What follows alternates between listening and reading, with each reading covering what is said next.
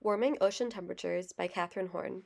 Have you ever stopped to wonder why it's 60 degrees outside in November? The answer is global warming.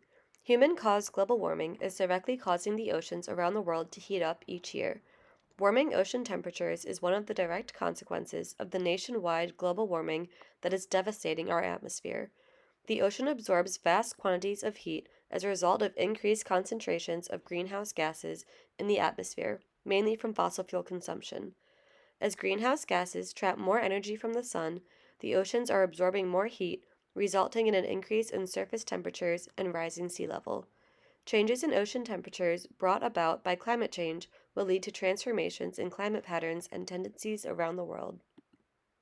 To simplify this concept, I did an at-home experiment to demonstrate how rising ocean water temperatures rapidly speeds up the time it takes ice to melt, which demonstrates the direct correlation to rising water temperatures.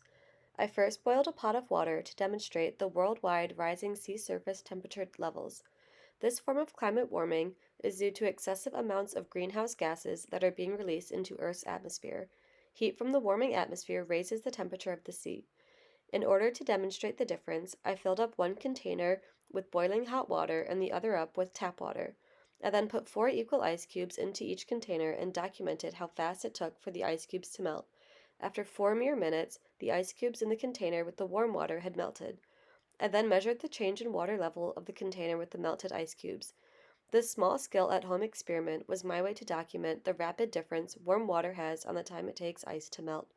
Now, if we zoom out and think about the big picture here, we can only imagine how devastating the large-scale effects of warming water temperatures are on our environment. Unfortunately, this cause is not without consequence.